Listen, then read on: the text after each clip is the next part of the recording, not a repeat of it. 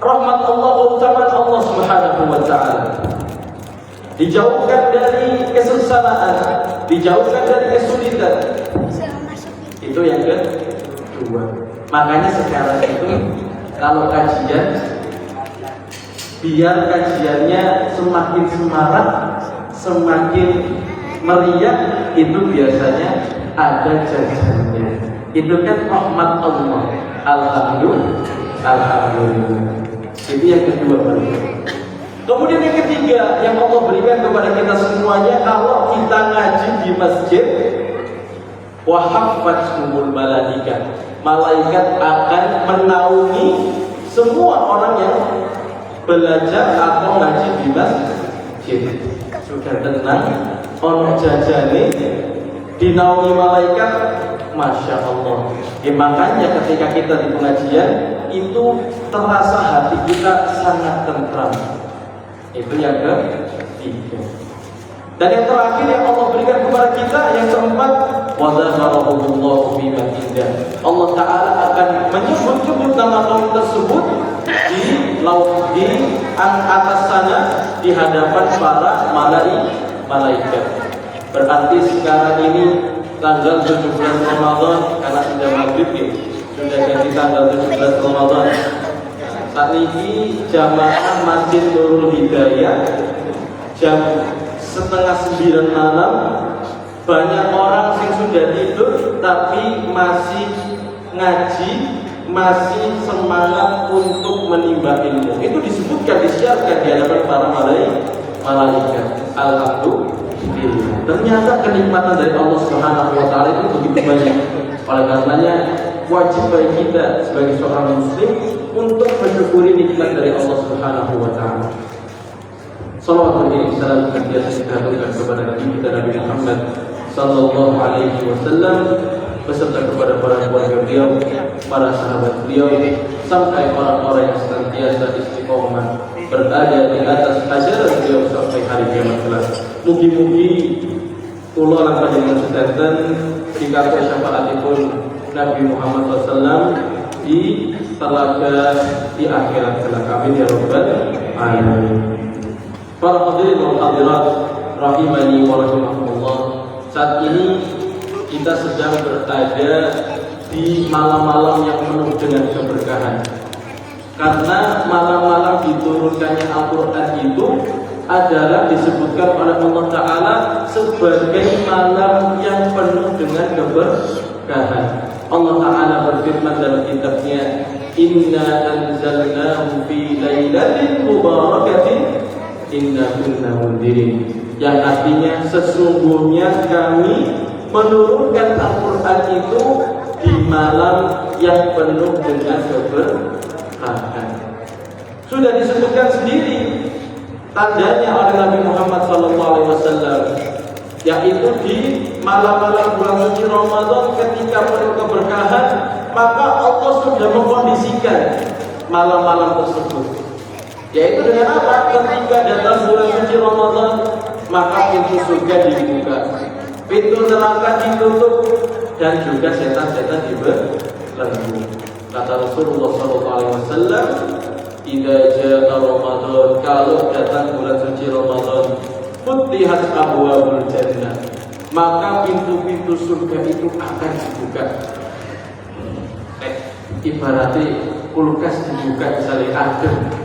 Saat ini alhamdulillah kita juga merasakan dingin di Surabaya. Biasanya panas, saat ini adem, alhamdulillah. Kemudian pintu-pintu wa ghulqat abwaabun nar, pintu-pintu surga itu ditutup. Kemudian yang ketiga, wasuffidat asyayatin, setan-setan itu dibelenggu. Makanya Allah SWT telah mengkondisikan kalau malam-malam bulan suci Ramadan itu memang malam-malam yang penuh keberkahan.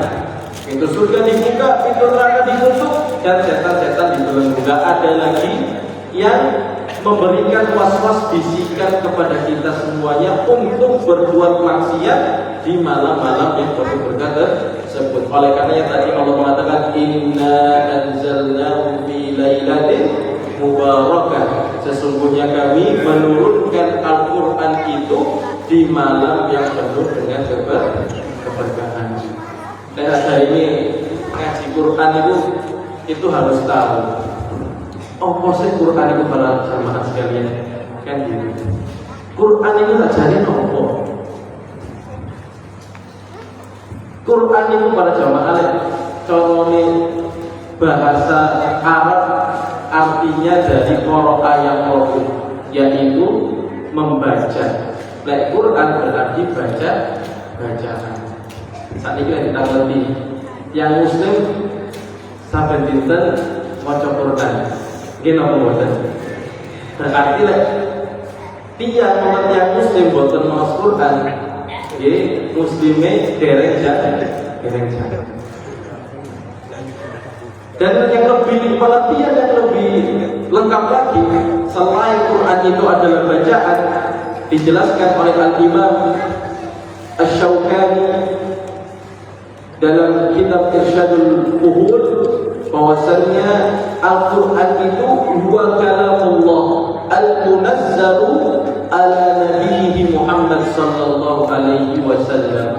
Sesungguhnya Al-Quran itu adalah kalam Allah, perkataan Allah yang diturunkan, yang diwahyukan untuk Nabi Muhammad sallallahu alaihi wasallam. Biwasitati Jibril, kata Imam Syaukani, tapi turunnya itu dengan perkara malaikat Jibril.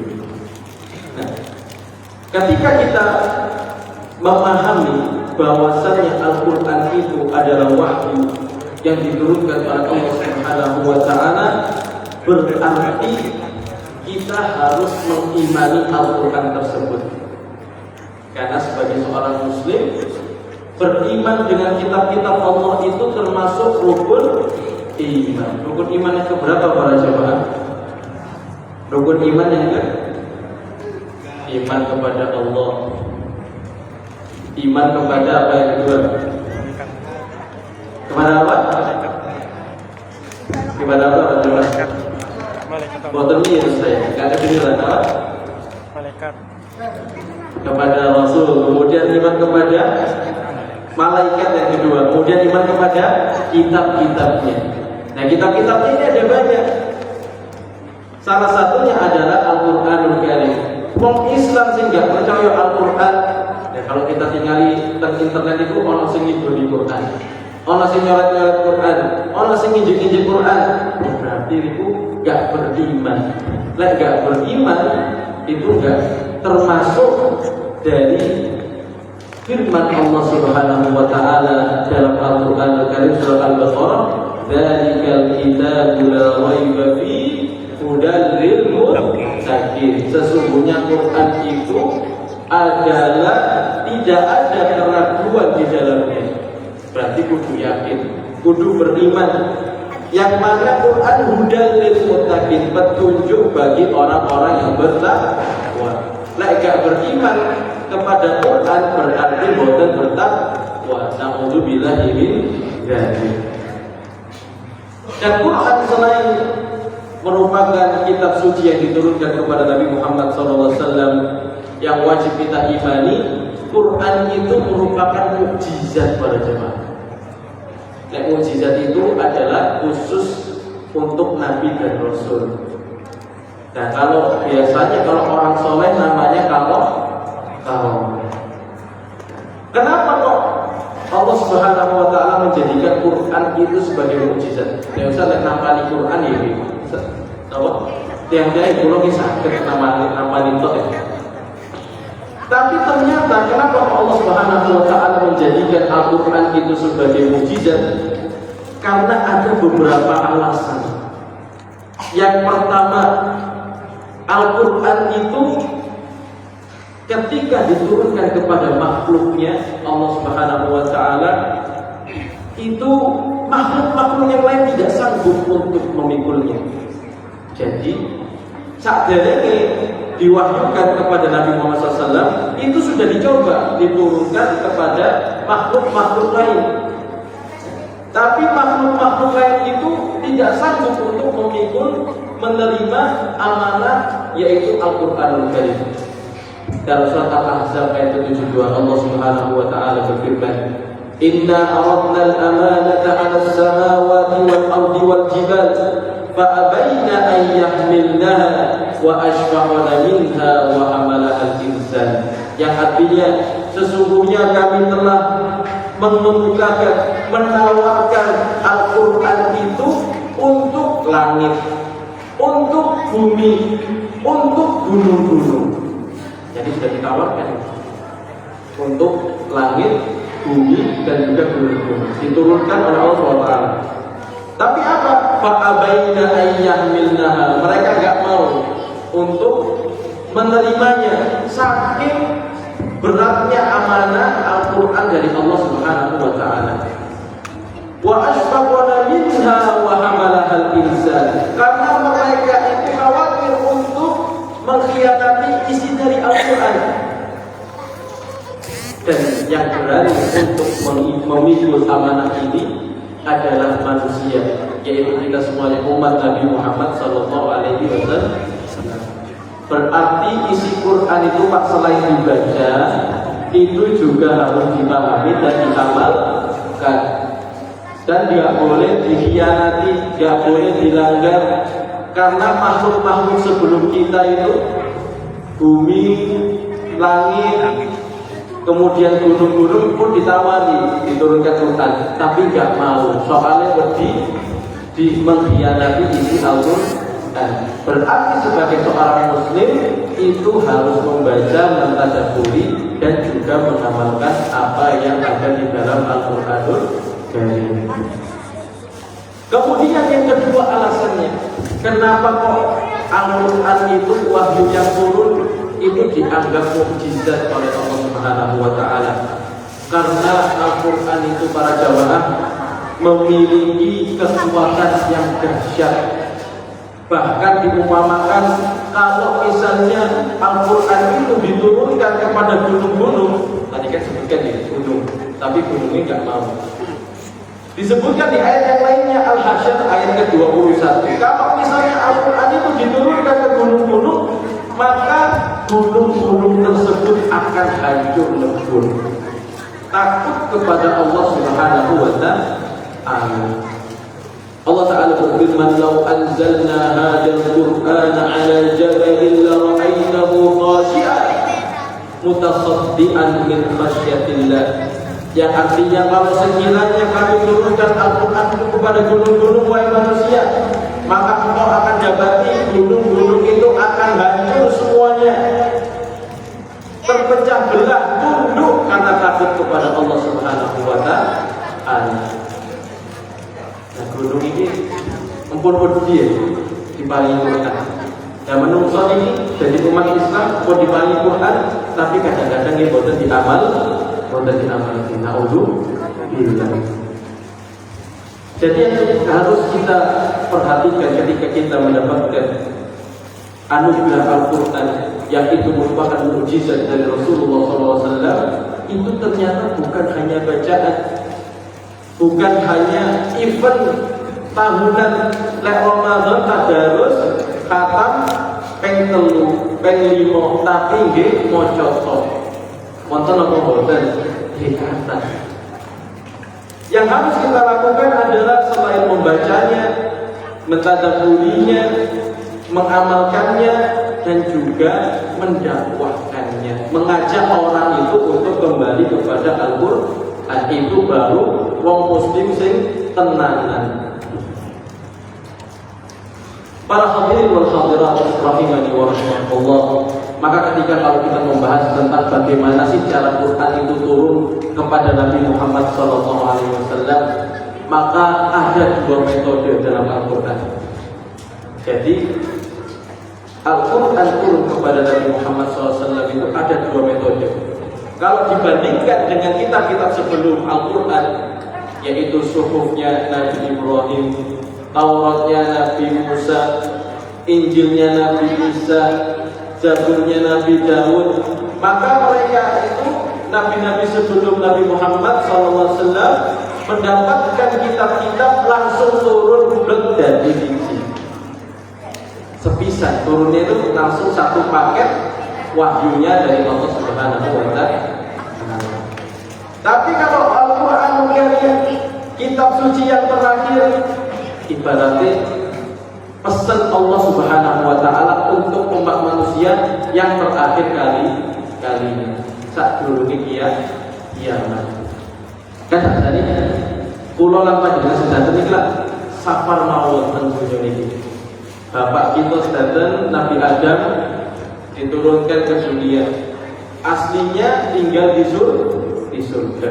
Diturunkan ke dunia, kemudian bergenerasi nabi-nabi, kemudian rasul-rasul mendakwahkan ajaran Allah sampai tiba saatnya di umat Nabi Muhammad SAW, muqtadabul anbiya wal mursalin, penutup para nabi dan rasul. Jadi kalau dikasih wahyu kalamullah, nasihat Allah, pesan Allah, itu adalah pesan yang terakhir sebelum kita balik ke suatu.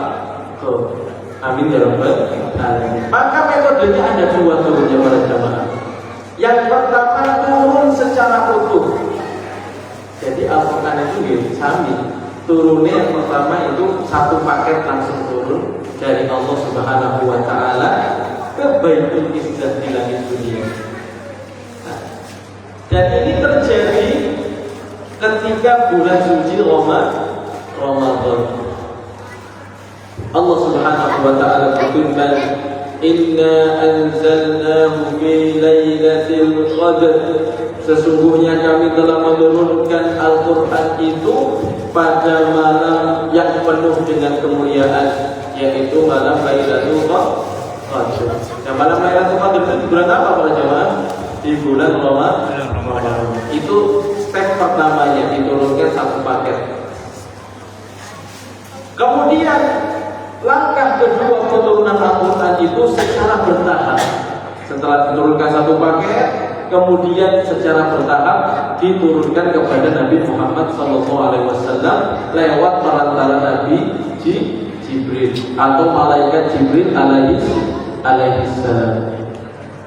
Dari langit dunia Al-Quran diturunkan secara berangsur-angsur melalui malaikat Jibril semenjak Nabi Muhammad SAW diutus menjadi Rasul sampai Nabi Muhammad SAW meninggal dunia. Kalau dihitung dakwah beliau ketika menjadi Rasul itu selama 23 tahun, 13 tahun di Mekah, 10 tahun di Madinah. Makanya ditinggali surat-surat Quran, wonten surat Makkiyah, wonten surat Madaniyah. Ada yang turun di Mekah, ada yang turun di kota Madinah. Sebagaimana yang telah difirmankan oleh Allah Ta'ala dalam surat Al-Isra ayat ke-106, wa Qur'anan faraqnahu litaqra'ahu 'alan nas 'ala muktin wa nazzalnahu tanzila, yang artinya dan Al-Quran itu telah kami bagi-bagi penurunannya, diturunkan secara bertahap. Yang pertama surat Al-Alaq, yang kedua surat Al-Mudaththir, sampai yang terakhir Al-Maidah ayat ketiga. Tujuannya apa? Supaya kamu wahai Muhammad membacakannya untuk umatmu secara perlahan-lahan, dan kami menurunkan Al-Quran itu bagian demi bagian, bertahap demi tahap, gak langsung diturunkan satu paket ketika untuk manusia. Makanya saat ini kita sinau agama itu gak oleh disusu. Nah, tadi kata sinau agama pengen langsung pinter, pengennya langsung jadi ustadz bisa ceramah. Tapi padahal para ulama ini kalau menuntut ilmu bertahun-tahun, berpuluh-puluh tahun, dan mereka sabar, gak mengeluh. Saat ini lari-lari ke pondok, panas buatan AC ini itu gak betah sinar. Di sini itu buatan gak AC, kipas mawon pun cekap. Kadang-kadang kipasnya rusak. Tapi karena teknologi semakin maju, malah gak semangat.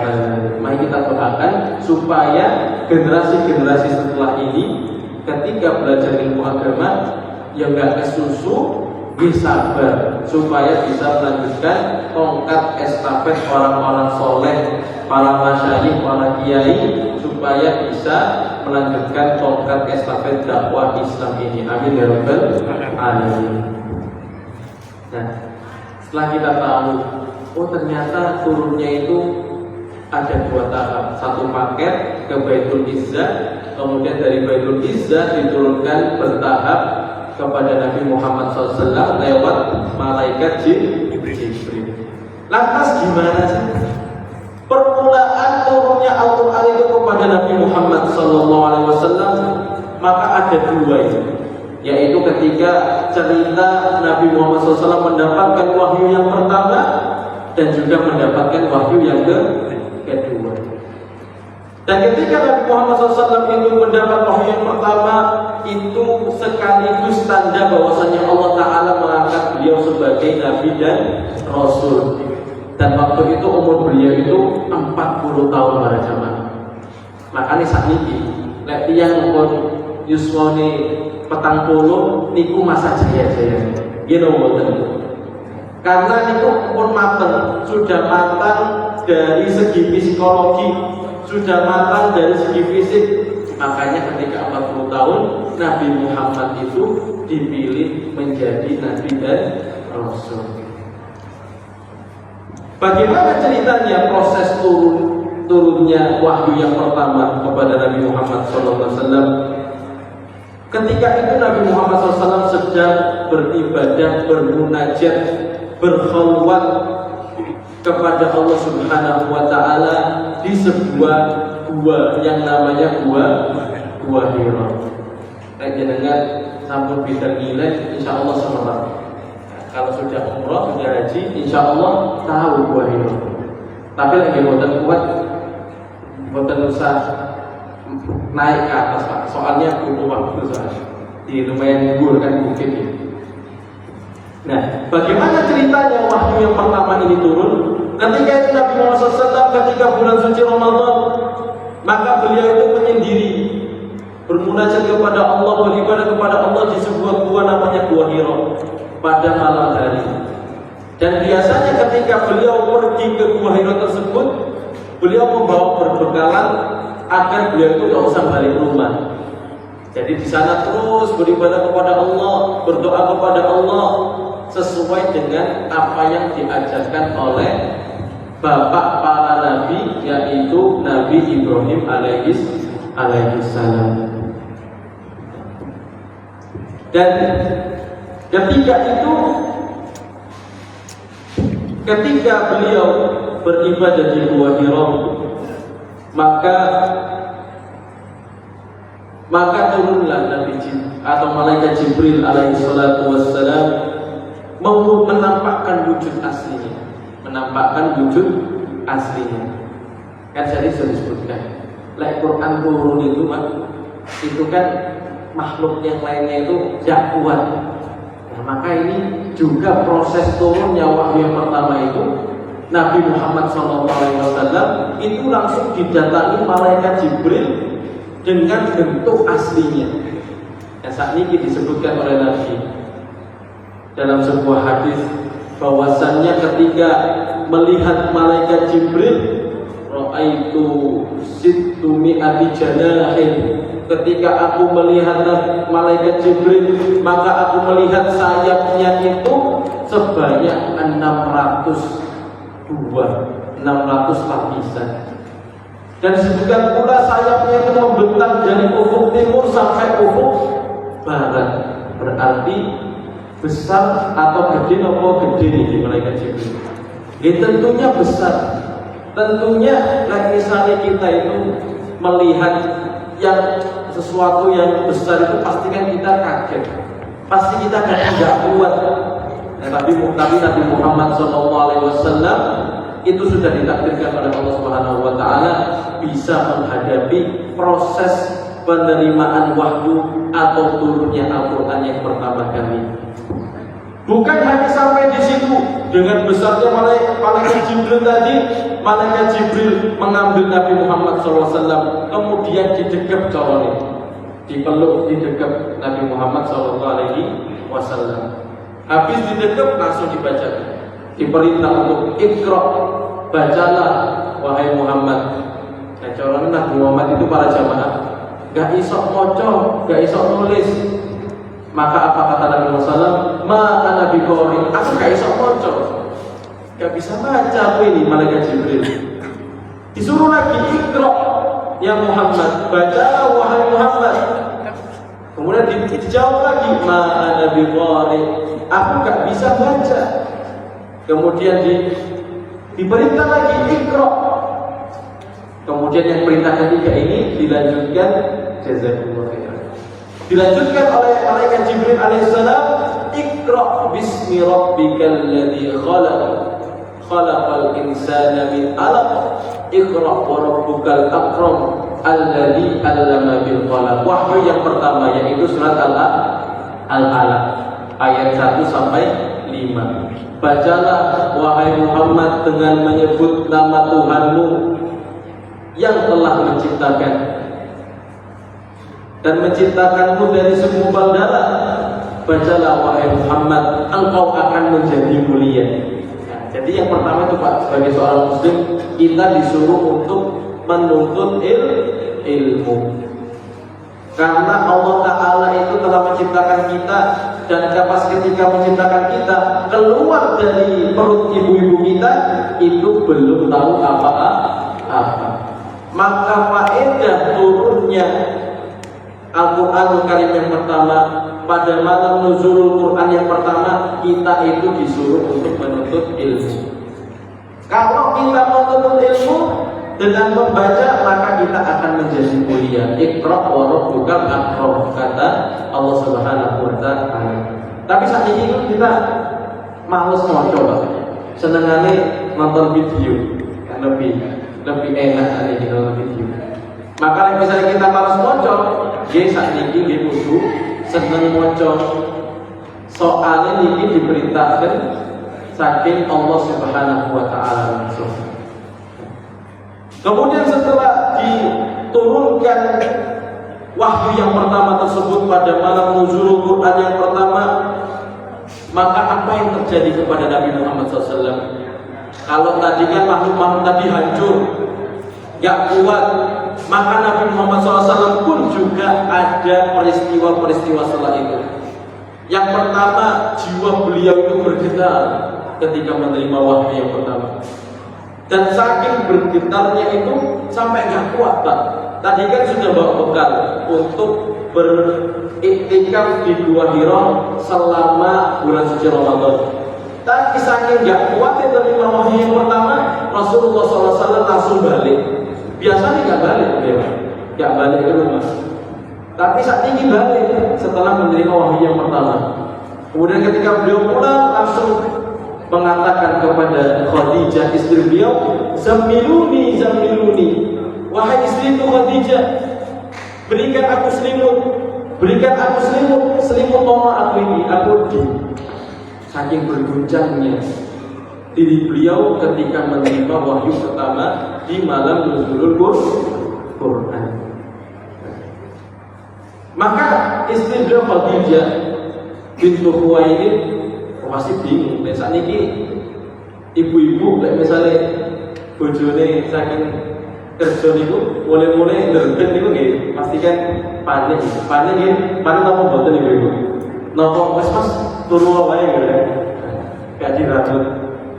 Nah, ini pentingnya peran istri juga ya. Faedah peran istri ketika mendapati suaminya itu sedang dalam kesusahan, maka hendaknya juga diperhatikan dan dirawat sebagaimana yang telah dilakukan oleh ibunda kita semuanya, Khadijah bintu Khuwailid, istri Nabi Muhammad SAW.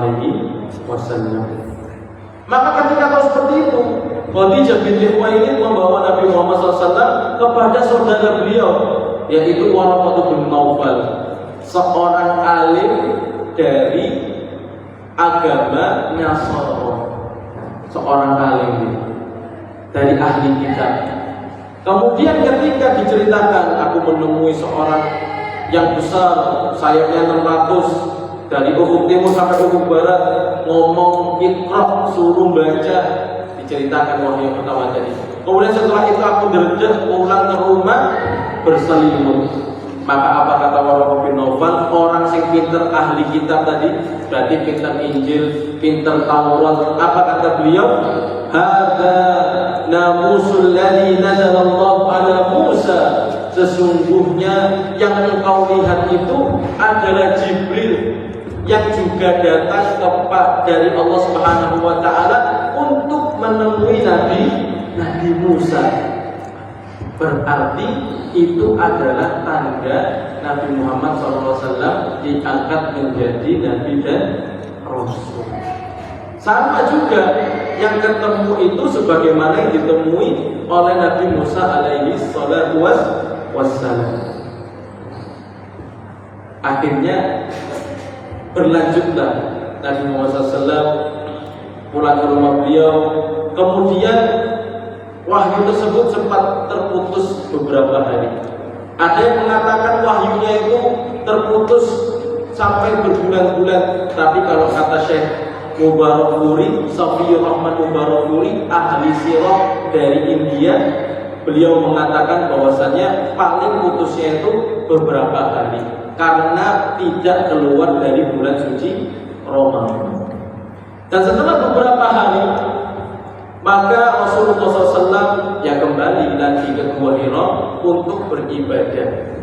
Untuk colon ini boleh sekarang iktikaf di bulan suci Ramadan, malam-malam berdoa, malam-malam bermunajat untuk mendekatkan diri kepada Allah Subhanahu wa taala. Dan ketika beriktikaf, beliau itu masih belum hilang rasa dedeknya. Masih belum hilang rasa dedeknya.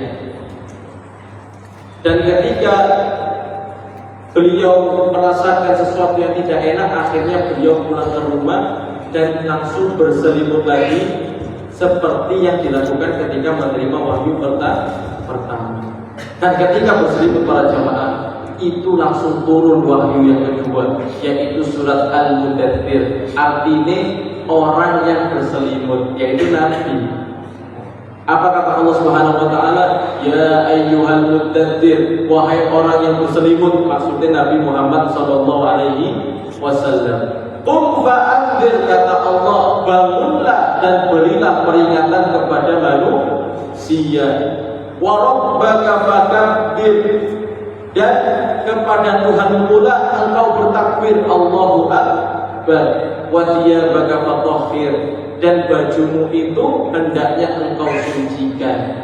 Nah, itu adalah firman Allah Ta'ala, wahyu kedua yang turun pada malam-malam pertama nuzulul Al-Quran.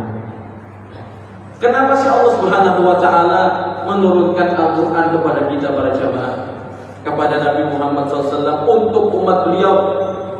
Maka jawabannya minimal ada 6 tujuan Nabi Muhammad Allah SWT menurunkan Quran kepada kita.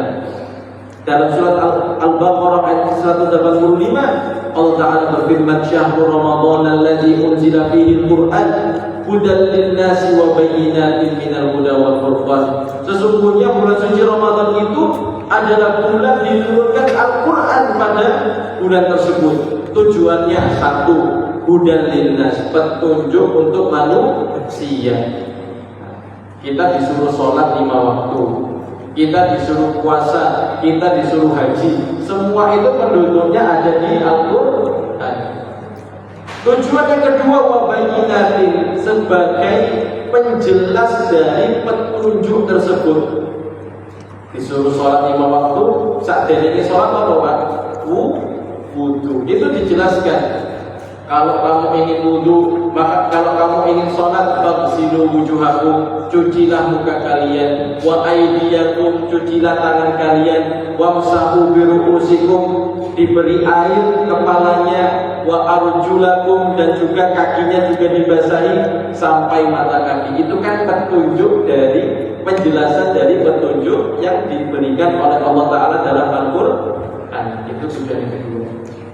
Tujuan ketiga adalah Al-Furqan, sebagai pembeda antara yang hak dan juga yang batil. Nah, makanya kalau kita baca Quran para jamaah, itu insya Allah bisa bedakan antara yang hak dan yang batil, antara yang baik dan juga yang buruk. Makanya kalau misalnya orang Islam, orang Muslim, dia masih berbuat keburukan, orang Muslim masih korupsi. Nah, orang Muslim Ramadan tapi gak poso, berarti itu dia belum meresapi Al-Quran. Dia gak tahu maca Quran, gak tahu ngamalke Al-Quran. Maka di kesempatan yang mulia ini, di bulan suci Ramadan yang turun Al-Quran pada bulan ini, sing dereng maos Quran hendaknya maos Quran. Nah, sing belum dapat 1 juz dijantuki 1 juz. Sing dereng pernah khatam diusahakan khatam ketika bulan suci Ramadan. Insya Allah siap ya. Insya Allah. Alhamdulillah. Itu yang ketiga bersama. Tujuannya yang keempat. Ini berdasarkan surat Al-Isra ayat 82. Allah Ta'ala berfirman, wa nunazzilu minal Qur'ani ma huwa shifaa'un wa rahmatun lil mu'minin. Sesungguhnya kami menurunkan Al-Quran itu yang pertama, yang keempat ini sebagai obat. Makanya saat ini itu ono ruqyah. Nek boten mari ditambani obat medis, biasanya di ruqyah. Dan kadang-kadang ruqyah ini langsung sembuh, karena itu memang adalah obat yang diturunkan oleh Allah Subhanahu wa Ta'ala untuk orang yang beriman. Kemudian yang kelima, bahwasanya Quran itu adalah rahmatul lil mu'minin, rahmat bagi orang-orang yang mukmin. Makanya kalau kita pengen dapat rahmat, pengen kita mudah urusannya, maka hendaknya kita membaca Al-Quran. Semakin kita banyak baca Quran, maka akan semakin mendapatkan rahmat. Dan juga yang terakhir yaitu, kenapa kok Al-Quran itu diturunkan kepada umat Nabi Muhammad? Untuk mengeluarkan umat Nabi Muhammad dari zaman kegelapan menuju zaman yang terang benderang. Allah Ta'ala berfirman, kitabun anzalnahu ilaika litukhrijan nasa minad dhulumati ilan nur. Sesungguhnya kitab Al-Quran yang kami turunkan kepadamu itu tujuannya untuk mengeluarkan manusia dari zaman kegelapan, zaman jahiliyah. Gaya patung, patungnya digawe dewi, disembah dewi. Bahkan kalau sing gawe patung jadi roti disembah, tapi kalau panganan akhirnya sih disembah di makam pada zaman jahiliyah. Nah, itu kan zaman kegelapan. Ketika ada Quran, maka dikeluarkan manusia dari zaman jahiliyah tersebut, zaman kebodohan, untuk merasakan cahaya Islam yang terang benderang. Nah, setelah kita tahu para jamaah apa itu Quran, bagaimana Quran itu turun, apa saja tujuan Quran itu turun, maka ini masuk ke inti tema kita pada malam hari ini. Apa sih nilai-nilai tauhid yang bisa kita ambil dari turunnya Quran ini, dari nuzulul Quran ini? Maka kalau kita berbicara tauhid, kata Syekh Muhammad At-Tamimi, saya memiliki wonten yang Arab, margane niku At-Tamimi, dan itu asli Arab. Nah, beda perak ini kan kata yang Arab. Nah, kata Syekh Muhammad At-Tamimi bahwasannya tauhid niku ifradullah Ta'ala, mengesahkan Allah Subhanahu wa Ta'ala dalam segala aspek kehidupan kita. Kita mengesahkan Allah, menganggap Allah itu satu-satunya Tuhan dalam ibadah, dalam keyakinan, dalam meminta rezeki. Pokoknya seluruh aspek dalam kehidupan kita itu kita jadikan Allah itu satu-satunya tempat kita bergantung. Dalilnya apa para jamaah? Surat Al-Ikhlas ayat pertama. Qul huwallahu ahad. Katakanlah wahai Muhammad, dialah Allah yang maha satu. Jadi Tuhan kita itu cuma satu para jamaah. Dan Allah Subhanahu wa Ta'ala sangat murka ketika kita itu mensekutukan Allah Ta'ala, menjadikan sesuatu yang lain menjadi tandingan dari Allah Subhanahu Wa Ta'ala. Kita sholat, tapi kita juga dungo teng nyiroro tidur misalnya.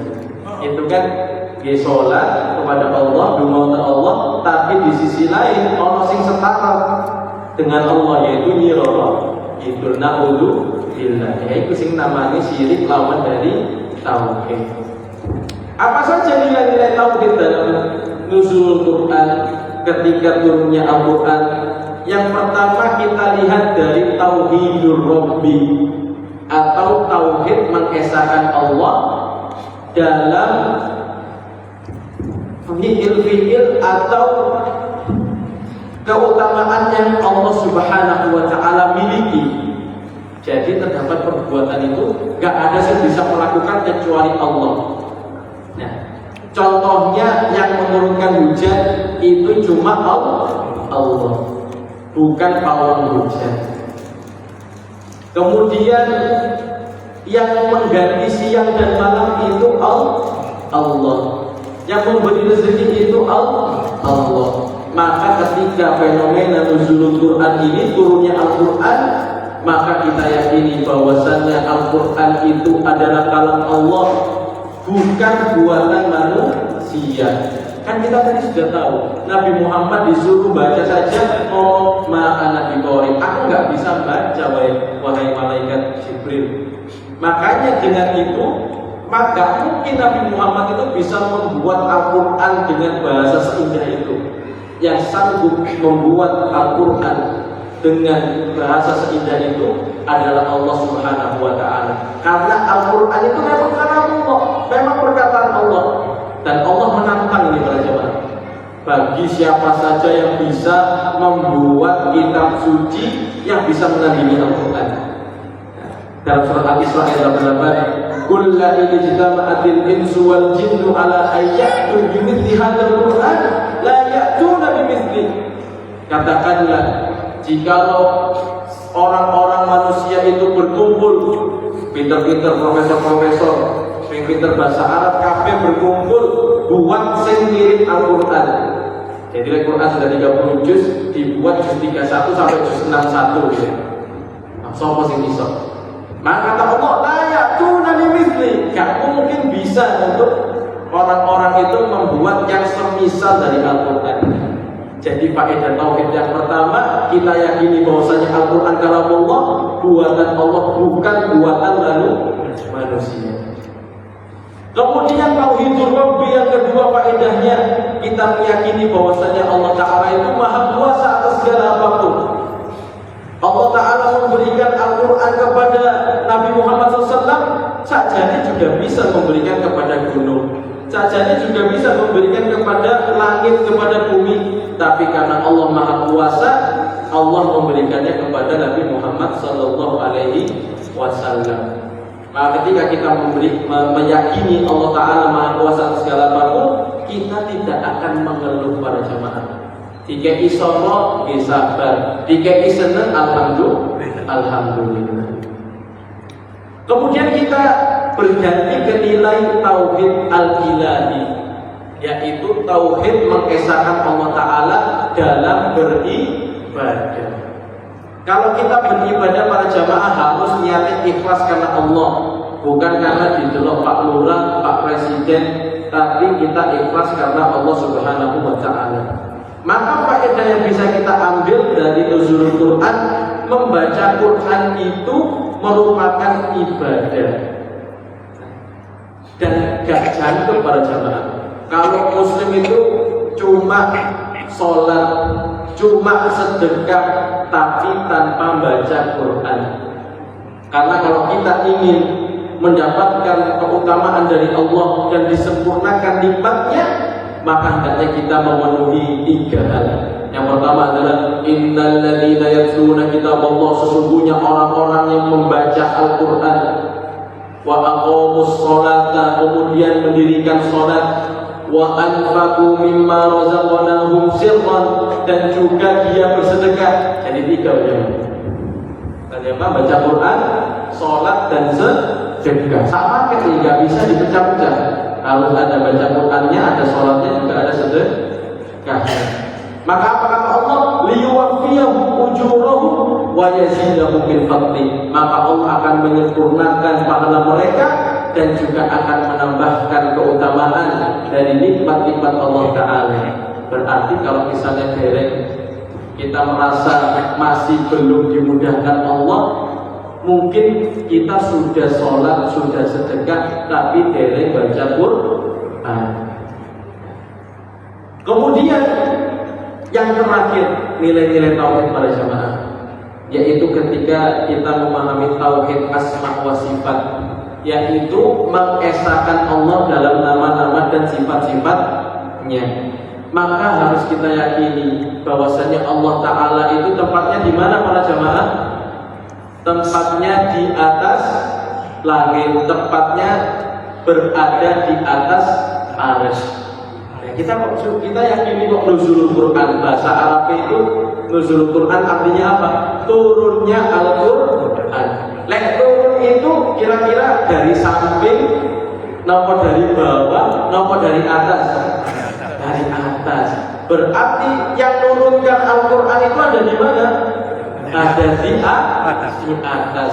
Dan ini sesuai dengan firman Allah Subhanahu wa taala, Ar-Rahmanu 'alal 'arsy tawa. Sesungguhnya Allah itu zat yang maha pemurah, berada di atas arsy, di atas langit. Maka penting bagi kita untuk mengimani ini.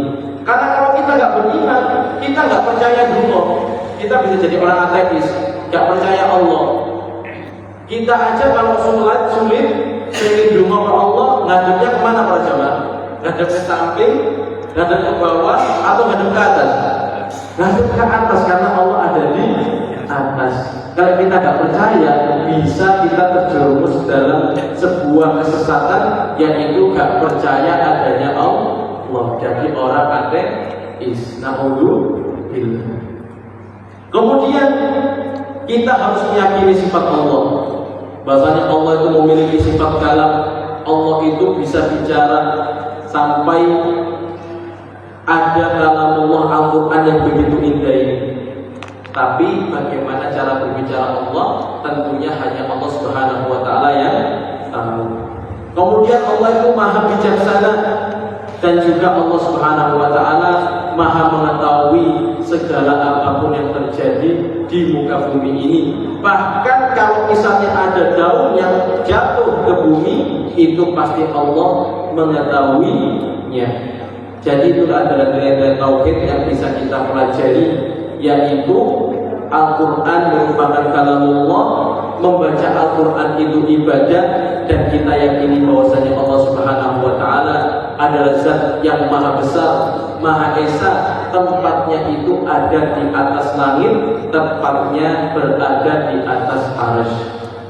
Maka para jamaah sekalian, ketika kita sudah mengilmui apa itu Quran, bagaimana turunnya, bagaimana kisahnya, bagaimana tujuannya, kemudian hikmahnya apa saja, kemudian nilai-nilai tauhidnya ini apa saja, maka pada harapannya ketika kita berada di malam-malam bulan suci Ramadan, ketika Quran itu turun kepada Nabi Muhammad SAW, kita bukan cuma merayakannya, akan tetapi kita betul-betul membaca Quran setiap hari, mentadabburi isinya setiap hari, dan juga mengamalkan apa yang kita telah baca di kehidupan kita sehari-hari. Sehingga ketika kita melakukan itu semuanya, pada harapannya nanti kalau kita keluar di bulan suci Ramadan, sudah khatam Quran, sudah mempelajari Quran, mengamalkan Quran, tujuannya dua para jamaah, menjadi hamba Allah yang bertakwa dan mendapatkan ampunan. Karena kita nggak tahu jamaah, kita itu diampuni oleh Allah atas amalan apa, dan kita dimasukkan ke dalam surga oleh Allah itu atas amalan apa. Boleh jadi bacaan Quran kita di Ramadan kali ini itu menjadi sebab kita masuk surganya Allah Ta'ala. Amin ya rabbal alamin. Mungkin ini saja yang bisa kita pelajari pada malam hari ini. Semoga Allah Subhanahu wa taala senantiasa memberikan kepada kita hidayah dan taufiknya serta kemudahan, sehingga dengan kemudahan tersebut kita bisa menjadi hamba-hamba Allah yang bertakwa dan hamba-hamba Allah yang begitu dekat dengan Al-Qur'anul Karim. Wallahu waliyyu dzalika wal qadiru alaih. Wa subhana rabbika rabbil izzati amma yasifun wa subhanaka allahumma wa bihamdika asyhadu an la ilaha illa anta astaghfiruka wa atubu ilaik. Barakallahu fikum. Wassalamu alaikum warahmatullahi wabarakatuh. Waalaikumsalam warahmatullahi wabarakatuh. Hadirin jamaah Masjid Hidayah Kebawati, tadi ceramah jamaah yang telah sampaikan oleh Ustaz